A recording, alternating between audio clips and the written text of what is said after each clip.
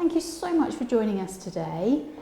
We thought today we would welcome autumn into our homes, and what encapsulates autumn perfectly, we think, is a pumpkin.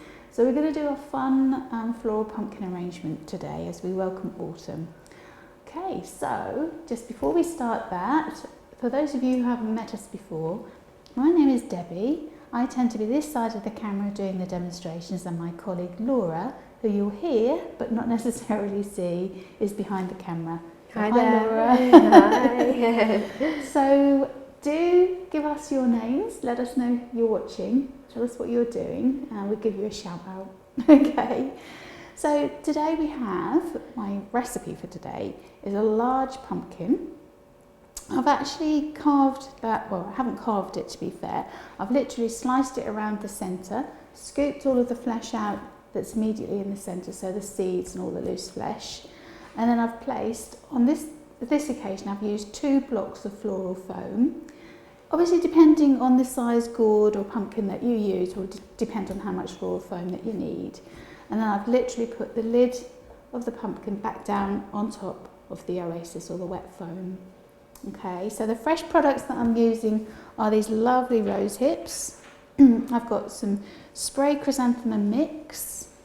I've got some rose hurricane, which is a really interesting colour because it brings in, encapsulates the reds right through to the oranges, so real fire, sort of autumnal Halloween colours.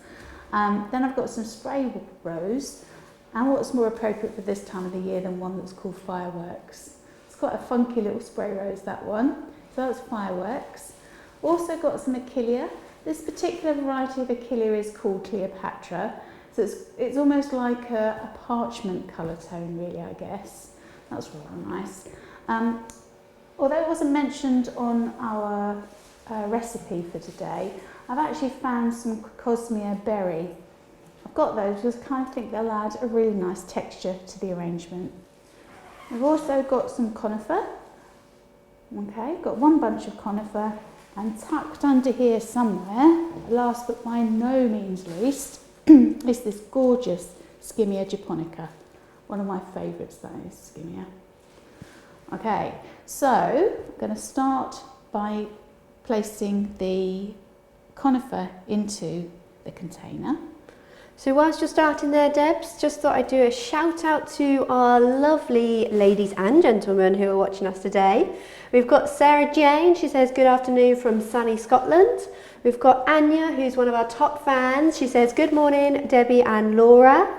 We've got Pauline, who says hi. We've got Sally, who says hi. We've got Alan, who says good morning from Dublin.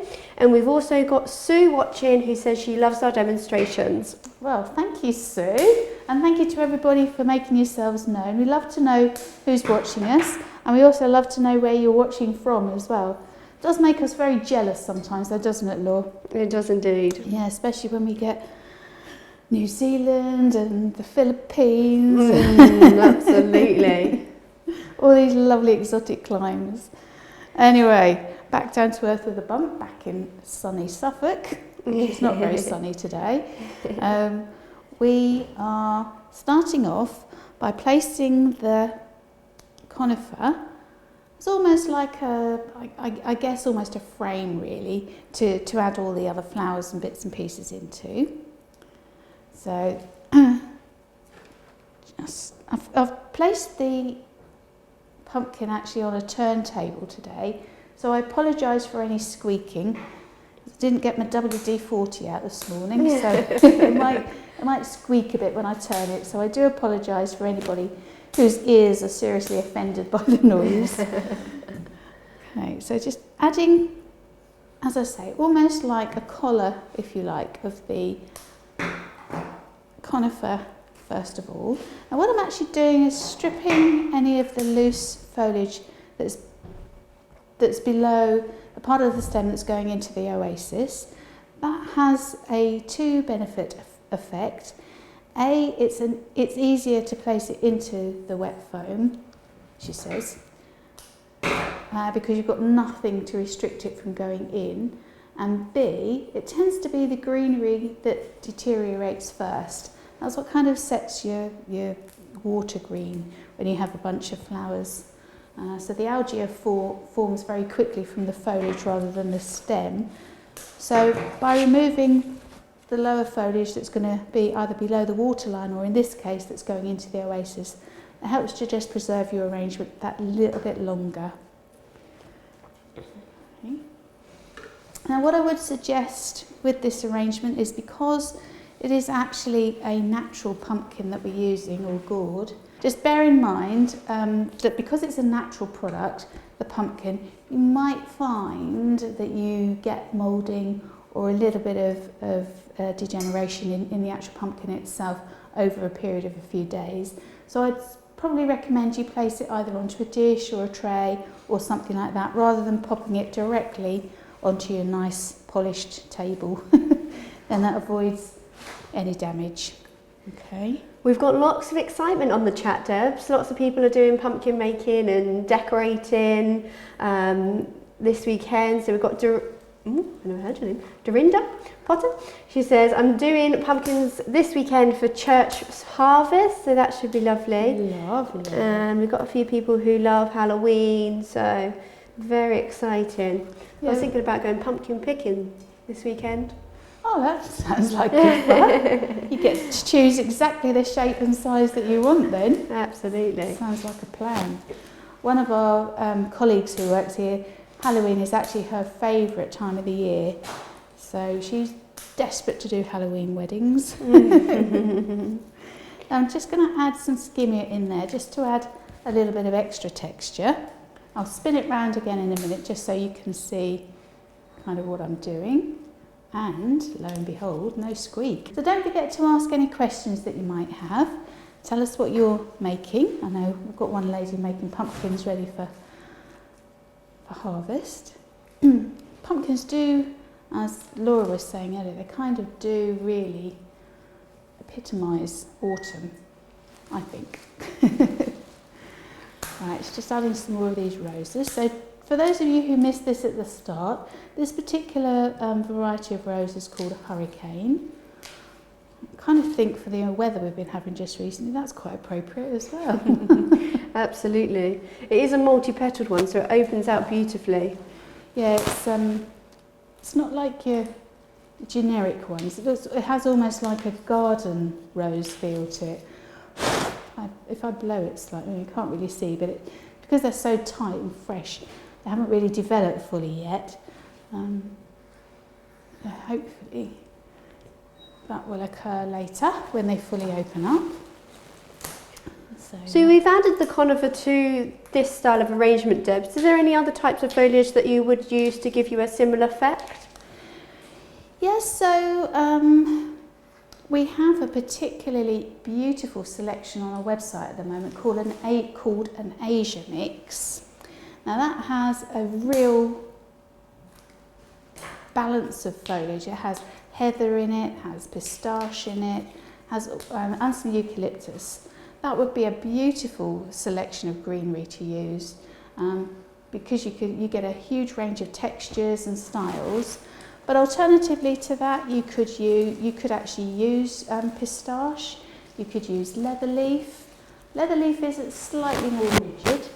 Soft ruscus would work because you could get a little bit of a drape with that. Hard ruscus would work as well because you can use that to pop in quite low. So yeah, all manner of foliage really you could use. Euonymus would work nicely. Pittosporum would work nicely. And if you wanted to sort of go colour schemed, you've got the Pittosporum ralphii, which is the grey toned one. You could sort of do grey muted tones as well if you wanted to, rather than the traditional autumnal shades, which I associate with being oranges and reds and rusts and browns and all that sort of colour palette. But there are variations on the colour scheme that you can use. Okay, so just popping some more skimmia in. Now, the larger you make the gap, or the higher you place the oasis into the base of the pumpkin, and the larger you make the gap, the more flower content you'll need. No, I haven't been overly generous with the space on this occasion. Okay. No, our viewers have gone very quiet now. They are, they're watching very intently. Even I am. I'm not asking many questions today. Oh, we got Charlie who's just joined us who says morning. Morning, Charlie. Thanks for joining us. Excuse my memory is dreadful, but the lady that normally catches her bus and watches us on the bus on the way to work, is she watching us today? Oh, I don't know. I think that's Jane. Lovely Jane. Yes, I think it is Jane, actually. Right. Hopefully. She might be on the bus, you never know. I think she had a day off last Friday. Yeah, she did. We do like to hear what our viewers are doing and what they've been up to flower-wise. And don't forget to keep those comments coming as well. We'd love to know what you think. We've got Jennifer who says, when I see a pumpkin, I just think of Cinderella's coach. Oh, that's lovely. I love that film. So that brings you back to childhood, doesn't it, Cinderella? Absolutely. It does for me, anyway. All those loads of years ago. Okay, so now adding the Achillea. Now this, I did mention earlier, but for those of you who've only joined us recently, the variety of Achillea that I'm using is called Cleopatra. We've got quite a mix of names this week, haven't we? We've got Cleopatra, we've got Hurricane, we've got Fireworks. Quite an eclectic mix of names. With the Achillea, do you ever use the foliage? Because it's quite different, isn't it? I don't, to be honest. It's very wispy, and it's not really, it doesn't hold up terribly well. If I was doing an arrangement in a vase or in a glass jar or jug or something like that, I probably would leave the foliage on. But it's not a foliage you could use as a feature, really, if you get my drift. Absolutely. Okay, so I'm now going to... Absolutely love this design. It would work really nice as a table centre for an event or just as a display in a restaurant or... Absolutely. Anywhere, really. Yeah, and you wouldn't have to necessarily use such a large pumpkin or gourd either. If you got the little baby ones like we have on our website, you could still do the same style, but actually mini ones. And they could always be put at, if you've got a nice dinner party or a party coming up, they could be put at each place setting, and then people would have something nice to take away with them afterwards as well. Mind you, quite a bit of work involved if you're going to do those at every single place setting. But the beauty is this is something that you could do in advance possibly, so a few days before, and then store them in the garage or somewhere nice and cool. So yeah. Well, we've got Judith watching. She's sitting in Ipswich Hospital Fracture Clinic waiting for her consultant, so we're keeping her entertained and inspired. Oh, Judith, I hope they get to you soon. I hope you're not in too much pain. You can be there for hours sometimes. Bless you. Yes, I sympathise totally. I love those fireworks. They are so funky. I love the two tones on them. So you've got sort of a deep, I wouldn't really say it's red, but it's not cerise. It's almost a reddy coral coloured tip to the petal, and then the base is actually cream. So yeah, really two-tone this one. Yeah, fireworks, what could be more appropriate really for the time of the year. So that'll be the next one, Laura, fireworks night. It will indeed. Okay, so just popping some more of these spray roses in. And as you can see, I am slitting the stem up. I mentioned to you earlier, it just exposes more cells to the wet foam, so take up water a little bit better. There we go. I think we've got some fireworks in all the way around. Excuse me, bit of a squeak today, I think it's the weather. adding a few more in. Not sure if it helps having the turntable or not, whether people can see a little bit better. Yeah, it's brilliant. It is, oh good. Something for me to hide behind as well. Yeah, Michelle, we did. So we literally cut it in half. As you can see, as Debs is, she almost created intentionally a slight slant as she cut, so it just added a little bit more interest to the pumpkin. So, then, if you don't mind me just interrupting, then you've kind of got a front and a back, as it were. So, sorry, interrupting what you're saying then, lovely. She just asked whether we cut it in half or not. But if you watch it from the beginning, you'll be able to see the whole mechanic. So we've got some floral foam in the pumpkin. So if you watch it from the very beginning, you'll be able to just see the mechanics of it. Now I'm just going to add in some of the lovely rose hips. Very seasonal there, Again, Debs. very, very appropriate for this time of the year. And my Crocosmia. I just thought the Crocosmia would just add that little bit of added texture and a bit of spikiness. Technical term, obviously, spikiness.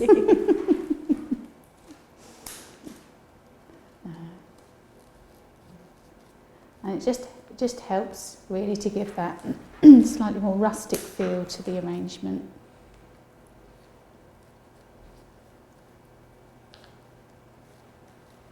So, as I've said previously, the more varieties and textures that you add to an arrangement, the more of a country garden rustic feel you'll get. So we're definitely going down the country garden rustic feel today. Absolutely. But I think that's one thing with autumn. You can add so many different textures, like berries and different foliages and seasonal flowers to the arrangement to make it more autumnal, if you know what I mean. I do know exactly what you mean. It's a lovely time of the year for varieties, actually. All the different sort of muted tones of chrysanthemums. Actually, that reminds me of chrysanthemums. So I'm going to pop some chrysanthemums in now, but I'm going to pop them in quite low. So I wouldn't say they act as recession as such, but it just gives a little bit of added weight to the arrangement. Visual weight rather than actual weight. And there you have it. I'll do a quick spin round. As you can see, it is on a slight slant. So theoretically this is the front. So I'm just looking at the front and thinking that I need one more chrysanthemum in there just to balance the colour theme and give it a little bit more visual weight at the front.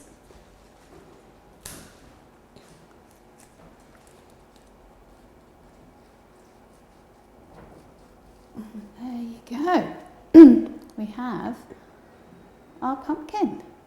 I hope it's given you some inspiration to go ahead and have a go at doing something like this. All that's left for me to do is just say thank you so much for watching. As Laura said earlier, don't forget to subscribe to our YouTube channel.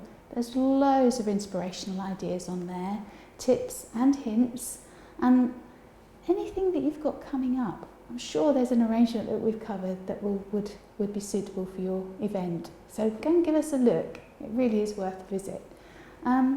So don't forget also to like us and share us with your friends. And we look forward to welcoming you back again very soon. Bye for now.